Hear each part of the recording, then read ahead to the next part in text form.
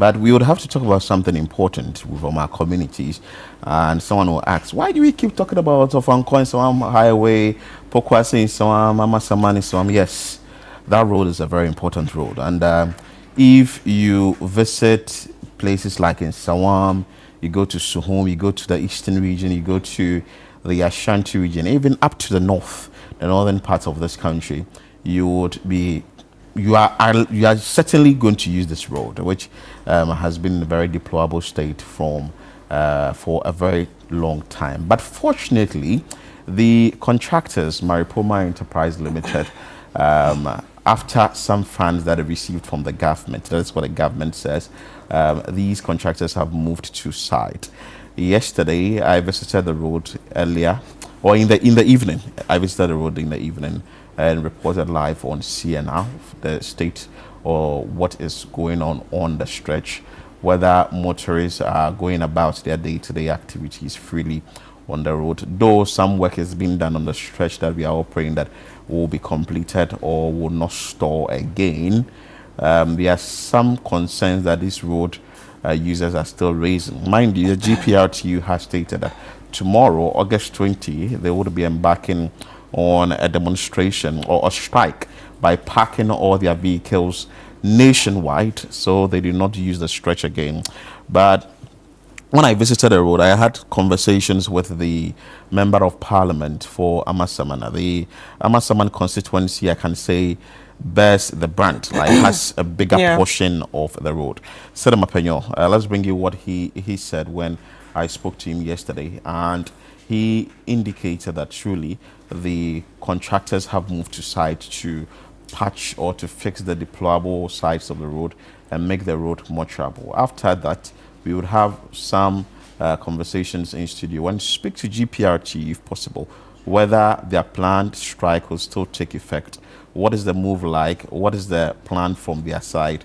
And what they expect that the contractors will do now that we have this assurance from our end that they've moved back on site. Sir, you are welcome to Channel One Newsroom. Thank you. Current situation on the project, what was done over the weekend and today, and what have the contractors been telling you? Well, as you rightly said, Saturday in the morning, I realized some work was being done here. Sunday, I went to church. When I came back, they were still here working. Today, they've moved to Sapeman and then Samsam Junction. I drove to Samsam. I realized that they've done a bit of filling. Sapema, they've done a bit of leveling, or let me say reshaping, and a bit of filling. So what we see now is a situation we've not seen in the past 2 months. I've never seen vehicles drive at this speed in the past 2 weeks. There's always traffic here. So this is actually an improvement of what we saw last week. And per your conversation or discussion with the contractors, what is the plan for the road in the coming days? And now that the motorists or the GPRTU has given stern warning to these contractors that fix the road, what has been the assurances you've gotten from the contractors? Well, the engineers I spoke to this morning told me they are hoping to finish this stretch, as in the filling and the leveling of the road, by close of this week. That is, if there is no rain, they are likely to finish this side, move to the other side, asphalt it for us, and then move traffic flow to the other side, and then they can focus on this side and do some work here.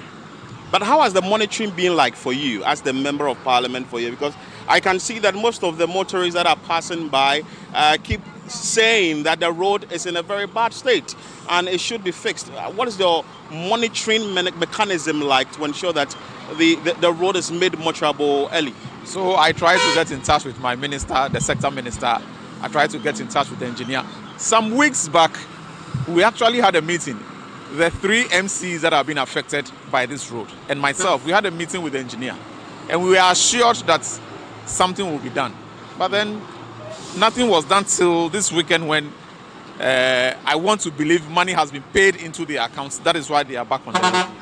But with the assurance they are giving me, I hope we don't see the work stalling again. I hope we don't see it stall. I try to drive here every night to ascertain situation for myself because I have a lot of calls from media houses and I need to tell them what the real situation is. So I drive on this road sometimes 1 a.m., 2 a.m. because that is the only time you wouldn't see much traffic here. So I try to come here, get the real situation on the ground, then I can report to my sector minister and then other media houses who are interested in what is happening on this road. Over the weekend, we saw on social media that some motorists are using inner roads.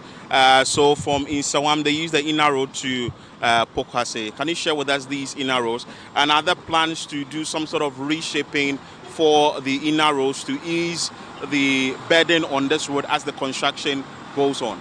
All right. So because of the situation here, as of last week, the constituency had started, or let me say the municipal assembly and myself, has started doing reshaping on the outskirts of the roads. So when you are coming from Nsawam, you can either use mid-air through Ajinkotoku, Kwashikuma, 3 Junction to Amasaman, or you use Sonitra Road to the Pokuase interchange. Or you can use some Junction through Pokuase, Mayura, and then get to Pokuase. We did that to ease the pressure on commuters because the situation on this road was so bad, and we had to create alternative routes and make it better for vehicles that move to and fro this road, use the alternative roads. Yeah. So with the alternative roads, is it that you've just done reshaping or other plans to eventually do some sort of asphalt on these roads? Well, we are hoping the roads will be tarred, but for now, what we can do as a municipality is to reshape them for now. I don't think as a municipal assembly we can do asphalting for our inner roads. We will be depending on the road minister when this one is fixed. This is a major problem. So I wish we will focus on this one, finish with this one, then we can tackle the inner roads as well. But now that the drains also not fully fixed and all that, what is the message from the contractors to immediately finish the drains? Because you understand that when it rains, the water fills up on this road because the drains are not fully completed. So if you can see, the drains are done, but the filling on the road are not done. So you can see the road is lower than the drain. So there's no way water can flow from the road and get into the drain. They need to do a lot of filling to get to the height of the drain so that when it rains, the water can flow from the road and then get into the drain. He has assured me that for concrete works, they've done about 90% of the concrete work. What they need to do is the filling of the road to meet the height of the drain. And then they can move all of us to that side when the asphalt is put on that side. Then focus on this one and do it as they want the other one to be. Okay.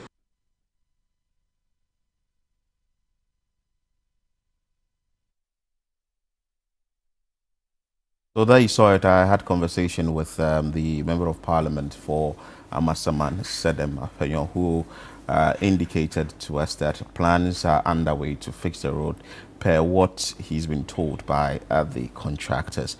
But the GPRTU, they have stated that tomorrow they went back on a strike.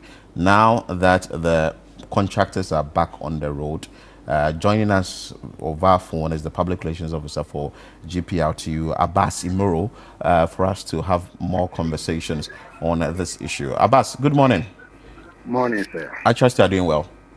Well, fine. Have you seen the ongoing work on the road, or you've just heard about it? We've seen it. I've seen it. Per what you've seen, what do you have to say? Is this something satisfactory? Is this something that you wanted, and exactly what the contractors are doing? Yes, well, that is what we wanted.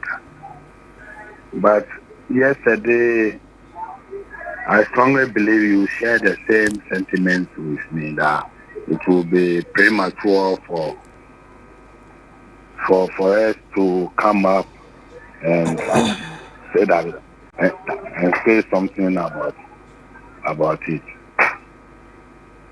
We intend coming out tomorrow to say whatever I want to say about it, by which time we might have seen a lot of progress on what we wanted. We did not speak about the rare major work, but we said there should be a motorable portion for us to use, because this is the only major road which one can travel from the south to so many of our regions.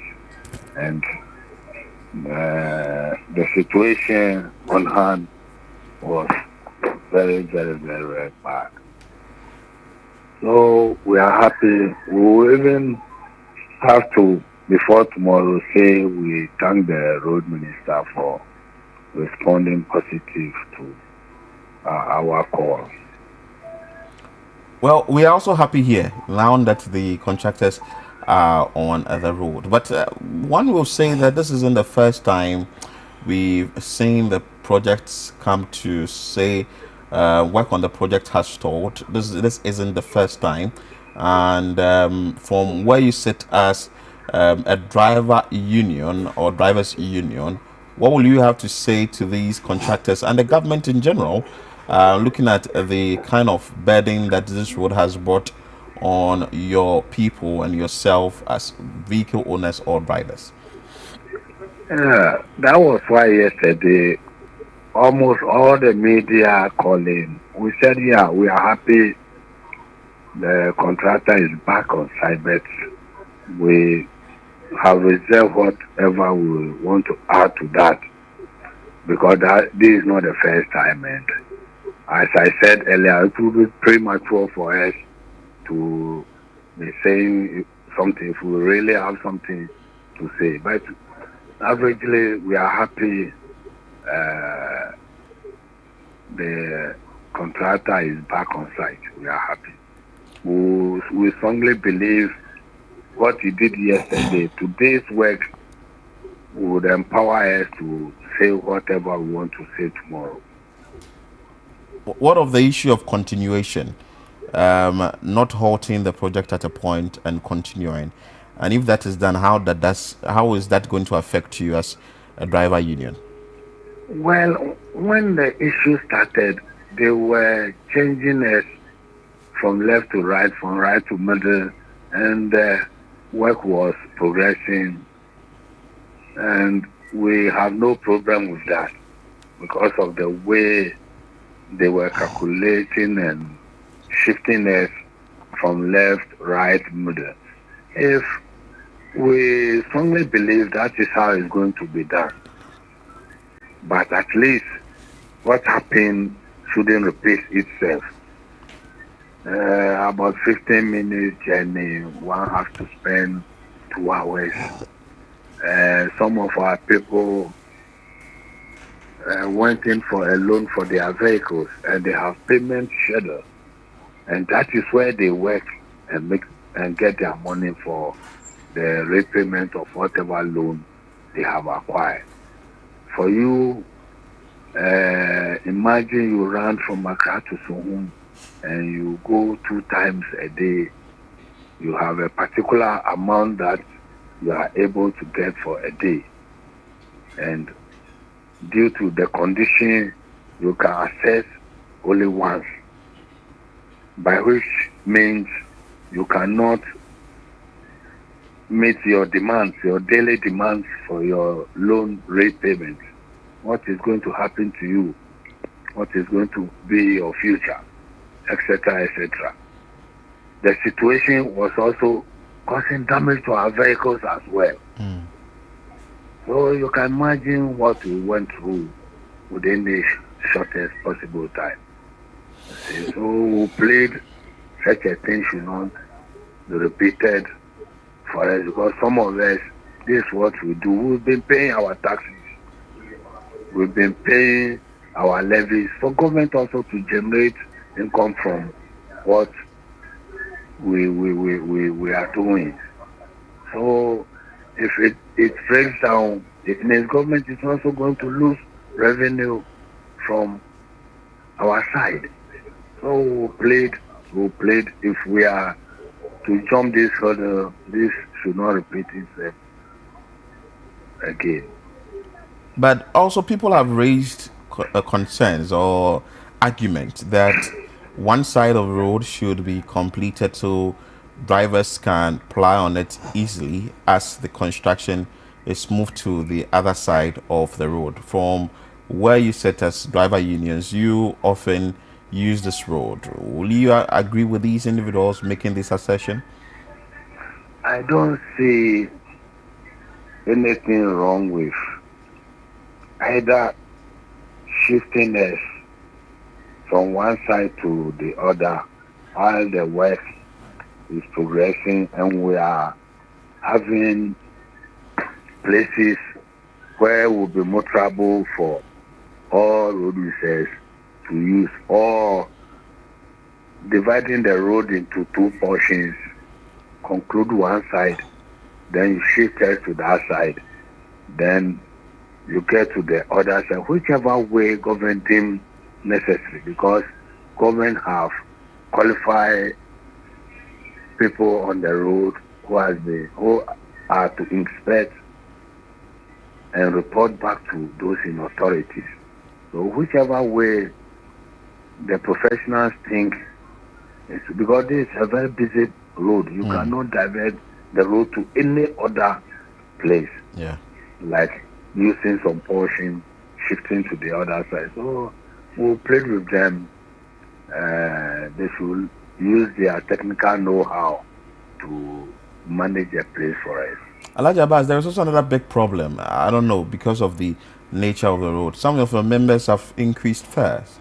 If you are commuting from Amasaman to Kotoku or places after that place, I understand should be around 10 Ghana cedis, but they are taking 15 Ghana cedis, and even from Accra to Amasaman, which should be around 10 cedis, they are taking about 20 Ghana cedis.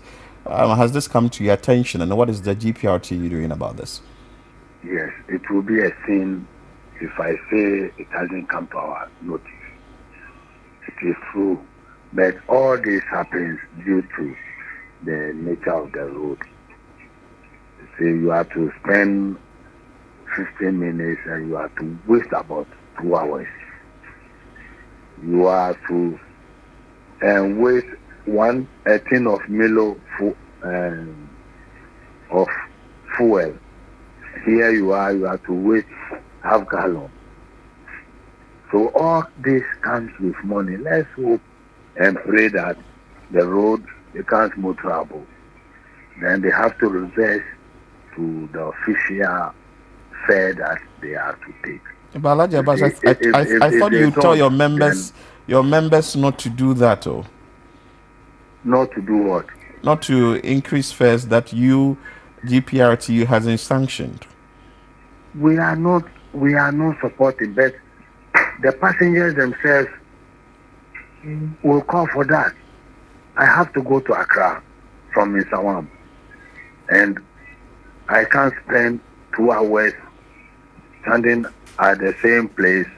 But if the driver says I can use Ajen Kotoku through Doblogono, through some means to Ablekuma, then get back on the main road and take you to where you are going to safely, and you have to top up with something small through the understanding between the driver and the passenger, I don't see anything wrong. But by then, if the place is salvaged, it's rectified, and we are using the short road which attracts 1 city or 5 cities, and you are taking more, that is where all of us will have problem with those drivers. Okay, you just mentioned the Ajen Kotoku Road, the Doblogono area and all that. Do you have problem with the road, or you think that something can be done about the road immediately as the construction on the Pokuase Nsawam road continues, so that it can ease the burden on the major road? Yes, this is what our technical men should look for, because everybody using the main road, should anything happen tomorrow on the same main road, where are we going to divert our attention to? This is what should attract our technicians or builders or those in charge I don't know if it is urban roads or highway. So this To make highways. sure, Oh, to no, make sure the inner roads are with feeder roads, I think. Okay. This is where they should turn their attention to and make sure we have to get another motorable road through some of these places, so that in case an articulator breaks down in such a way that it blocks the whole road, well, what can we do? We can have access through this place, then we join somewhere and drive safely and attend to our businesses. Okay. Alaji, before you go, your final words. We plead with the general public that whenever we come out with something which is legitimate, they should all come out and support it. This one-way ultimatum, we did not mean to hurt anybody, and we did not do that for transport operators alone. We do that for Mother Ghana. All of us are going to benefit from it. This is all that we want to say. So, per what you are saying, it's tomorrow that we will know whether you went back on the strike or not. Is that what you're saying? Yes. Okay. Alhaji Abbas, thank you so much. Adding yesterday's job to today's job, tomorrow we shall come out positively. And tomorrow we shall wait for them. All right. Okay, thank you so much. Thank you for calling. Thank you so much, PRO, for the Ghana Private Road Transport Union, GPRTU, Alhaji Abbas. But Chris, this weekend, I'm thinking of driving your car on that road. Nope. Why? You might need an extra canoe. Oh, they fixed that portion. That portion that the water was, as the rainwater has been fixed. Yesterday when I went there, I spoke to an engineer on the project who indicated to me that work has been done on the road, and true to his words, when I went there, that side has been fixed. Some side has been worked on. You go to mid-year, it has also been worked on. The problem now is with how bumpy the road is, and you can't drive on it smoothly. Others are also using inner roads. For instance, now residents within Kotoku, Doblogono, and other areas are complaining because what they are saying is that now that it's been moved from this area, that is the main road, people have now resorted to using the inner roads, and that is also creating another problem. It will definitely create another problem, because if you are watching us, you can join us with your message as well. 0204447033. Join us. Maybe if you use the road this morning. See, we need to put pressure on this road. If we do not, we may not get the results that we want, because the central government may have to pay attention to us, which I understand the central government has made some funds available. The contractors would have to, whichever authority or stakeholder is in charge, would have to pay attention to us. Because I remember very well, some time back, my head of news, Vivian Kailoko, sent me a message. We need to do a report on this road, though. And I told her that, Madam, this road we've reported several times, though. But she was like, we need to do it again. And every now and then there are issues coming from that road. If this road is made motorable or is fixed, mind you, commuting from Accra to Nsawam will be very short. And even commuting from Accra to Ashanti region would be very short. It's going to cut down travel time, because you're not going to spend about 2 hours that ideally you would spend driving on the stretch all the way to Nsawam, just from Ofanko to Nsawam. You now cut it down to somewhere 15 to 30 minutes drive on the stretch, which is even more. Then you continue to wherever you have to continue to. Yesterday, too, people told me that businesses have actually shut down along the road, because if you are plying your trade or you are doing your business along this road, I won't come. Definitely. Yes, even if your hairdresser is there, will you go? No, never. Yes, I won't come. Never. I wouldn't drive through this and get to your shop and would want to give you money to do business with you. I won't do it. And then still come back home. Exactly. And the fact that I have even brought my vehicle to the washing bay in Accra or somewhere around Amasaman or somewhere around Ofankor for the vehicle to be washed, just to drive again on this stretch, and it's in this bad state, I won't do it. Yeah. You understand? So there are a number of things that must be looked at, thinking about fixing this road. And if we do not know, we can't hide it. This is the busiest road in Ghana. Yeah. It's the busiest because it's connecting two cities. It's connecting Accra and Kumasi. And I keep saying that not everyone would have that money to say, I'm going bar flight. People wouldn't get the money. Yeah. And the bigger problem is that our train system is not even functional. It's not even functioning. You understand? So if we do not fix this road, it becomes a problem for the entire nation. Landlord countries are also driving through on this road to Ghana, Niger, Burkina Faso, and all that are also plying this stretch to Accra. I can say that even if this road is fixed well, it's going to help our various ports. Because now you are bringing or you are taking your goods from Tema Port, drive on this road, then to Kumasi or to whichever part of the country you'd want to go to. So we wouldn't want to see that these contractors are back. Then it's going to be like a 9-day wonder. Yeah, and the then media disappear house, again. we will shout, make all the noise. We go there, take our cameras. We will be excited, and just within a short period of time, they go back again. They go back again. Yeah. And if they go back again and they do not work, it deteriorates. That means just you have to start all over again. Whatever you did, you have to start all over again. It goes back to square one. So you would now have to go back again and now maintain the portions that have been destroyed as a result of holding on.